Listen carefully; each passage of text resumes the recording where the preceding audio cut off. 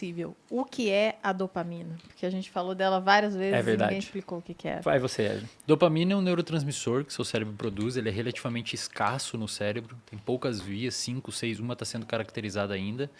E por muito tempo foi, lá na década de 60, 70, ela foi caracterizada como o neurotransmissor do prazer.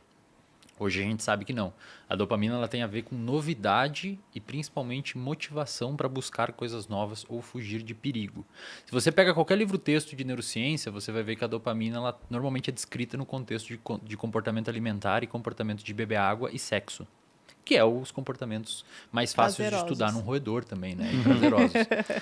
Quando a gente expande para um organismo mais complexo como o ser humano... Beber água não é tão prazeroso. Ah, mas fica com sede, para você ver se você não mata alguém Bebam aqui por água. água. Por favor. Mas é importante, porque ela está mais relacionada a você exercer esforço. Isso. Se a água estiver na sua frente, se você sentir sede, ela não vai estar muito envolvida em fazer você pegar água. Agora, se a água estiver lá longe, se tiver que andar... Então, assim, de um modo geral... naturais, digamos assim, né? Ela é um sinal do cérebro dizendo assim, vale a pena você gastar energia nisso, porque ali você vai ter uma coisa importante. E essa coisa importante pode ser algo que gera prazer, pode ser algo útil, pode ser fugir de um perigo.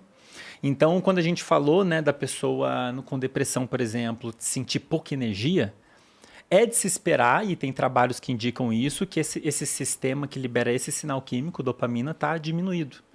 E de fato, se qualquer animal, né, a gente fala muito de dopamina, tem gente que fica xingando a gente, mas de fato é um dos sistemas mais importantes dos animais de modo geral. Um dos mais, se não o mais, porque ele é relativamente escasso no cérebro, é pouco produzido comparado a outros neurotransmissores, e se você mexe nele, acabou. Para você ter uma noção, um dos quadros neurológicos que tem degradação de neurônios, morte de neurônio dopaminérgico é o Parkinson. Que ela é responsável, além de você ter a vontade de buscar água, ela te dá a condição motora de você se movimentar. Então, no Parkinson, você tem perca de neurônio movimentos voluntários. O seu movimento acaba sendo... Qualquer movimento que partiu da sua vontade depende desse sinal químico. E tem um transtorno que a gente já falou aqui, que também tem uma baixa de dopamina, que é o TDAH. O esforço, quando eu digo esforço, é esforço físico e o mental também. Você ficar focado, conseguir prestar atenção, depende também da atividade desse sistema. É por isso que quem tem TDAH tem mais dificuldade de ter controle, de colocar e manter o foco onde a pessoa quer. É por isso que quando você está desmotivado para prestar atenção na aula de física, você vai ter mais dificuldade de manter o foco ali. Seu cérebro está tipo assim, não vale a pena eu me esforçar aqui, isso aqui não tem valor para mim, essa física aqui.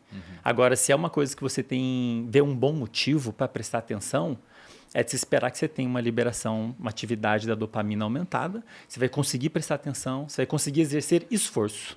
E muitos medicamentos atuam nesse alvo. Eu ia falar então isso você aqui tem agora. inibidores da monoamina oxidase, que é uma enzima que degrada a dopamina. Então você inibe a enzima, a dopamina fica mais tempo na fenda. Você tem Venvanse e Ritalina, que é até certo ponto polêmico que o pessoal usa sem recomendação. Na minha opinião, são malucos que se você não tem recomendação, você não pode tomar, porque aquilo é um derivado de anfetamina. Você está botando uma coisa perigosa no seu cérebro e mexendo num sistema muito sensível, que é usado para TDAH. Então você tem a psicofarmacologia se apropriou desse sistema para ajudar a melhora funcional do paciente.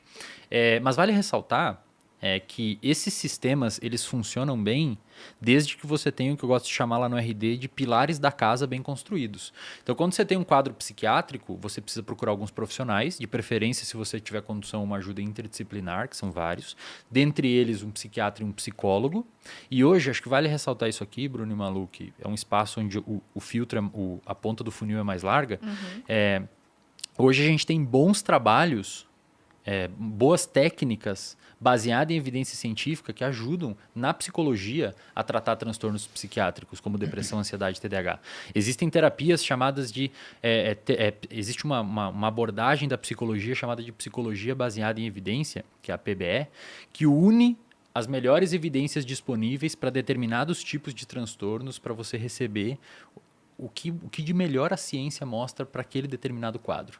Então, as pessoas que têm, você perguntou na sua pergunta inicial, como reverter uma situação causada por estresse, etc. Quanto antes você intervir, melhor.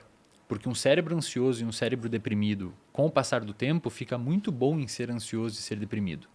Então, logo que a pessoa abrir um quadro psiquiátrico, que via de regra gira ali por 17 a 22 anos, é o pico de abertura de depressão, bipolaridade, etc.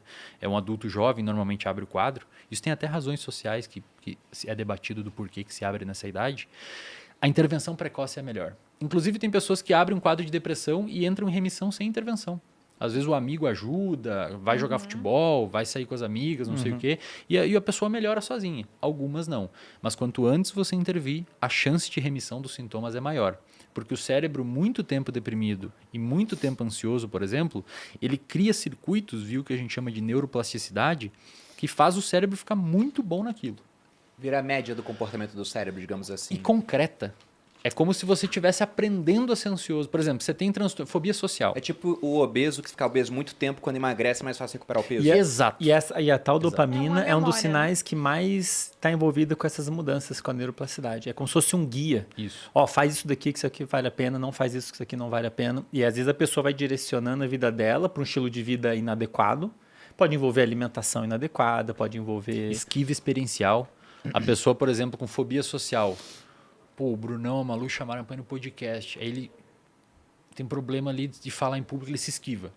Aí depois se esquiva de novo. E é gostoso se esquivar, velho. Você tem uma situação que é relativamente desconfortável, perigosa. você se esquiva. É bom se esquivar, só que a longo prazo, velho, você está fazendo um comportamento que está te levando para uma inaptidão comportamental.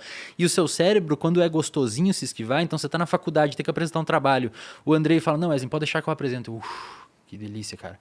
Esse que bom que eu me esquivei, me livrei disso, o meu cérebro gera um sinalzinho de recompensa e armazena aquilo, cara, um reforço. Na outra vez eu vou querer me esquivar de novo e quando eu abro um quadro de fobia social. Um exemplo prático. Não se esquivem, pessoal. Não se esquivem. Não se esquivem. Vocês precisam parar com esses negócios de se esquivar, velho. Enfrentem os medos de vocês. A sociedade hoje está muito frágil por diversas razões. Você tem que assistir o episódio do Clóvis que veio aqui de estoicismo para vocês parar de se esquivar. O Bruno vai perguntar sobre isso, mas o que eu ia dar um exemplo, né? Lá de casa, inclusive, do meu irmão. Eu sou uma pessoa muito expansiva, sempre falei muito, sempre fui muito sociável. E o meu irmão também é assim. No entanto, ele não foi assim durante a adolescência, início da adolescência, da juventude, lá, 9, 10 anos, 11. E meu pai via esse comportamento e meu pai criou uma regra lá em casa. Inclusive, esses dias eu dei essa dica lá no meu Instagram, que alguém perguntou e falou, nossa, eu sou muito envergonhado, o que eu faço, Malu? Você vai ser o porta-voz da mesa todas as vezes que você sair com seus amigos. Meu pai fazia isso. Foi Ninguém desconfortável fazia no início? pedido. A gente chegava no restaurante e ninguém comia enquanto meu irmão não fazia o pedido. E era muito legal, porque meu irmão ficava lá assim... Foram anos de jejum intermitente. Por isso nós somos magrinhos. Mentira. Ninguém comia, né? Mas foi um trabalho que meu pai fez. E hoje em dia o meu irmão, sem vergonha, é apelido pra ele. Sim. Porque meu irmão fala, meu irmão é expansivo também. No entanto, isso aconteceu e meu pai fazia. Meu irmão se comunica muito bem e meu pai fazia isso. Então, a gente sentava na mesa, todo mundo falava o pedido pra ele e ele tinha que chamar o garçom e pedir. Parece ridículo, né? Não, mas é muito legal. É interação. um desconforto e era um desafio pra ele e funcionou. Então, pra você aí que é tímido, talvez tentar esse desafio. Não é uma coisa Sabe muito como que chama isso? surpreendente. Terapia de exposição. Um psicólogo cognitivo-comportamental que pega um paciente com ansiedade vai fazer exatamente isso. Olha aí, Ele meu vai pai. hierarquizar. Mas aos pouquinhos, Aos né? pouquinhos. Porque senão você pode traumatizar Exato. a pessoa. Ele vai hierarquizar. O que é mais difícil? Falar no grupo da turma, no WhatsApp. Então, beleza, vamos começar. O que é mais fácil, perdão? Vamos começar por ali. O que é o mais difícil de todos? Falar com a menininha que eu gosto. Então, beleza, vamos devagar, Era vamos só o subindo, garçom, vamos né? subindo. Não era tanto assim.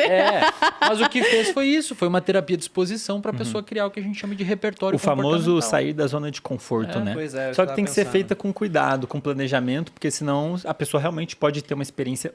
Falei na mesa com todo mundo, aí passa uma vergonha, a pessoa vai associar aquilo e falar, exato. não, isso aqui é horrível de fazer, né?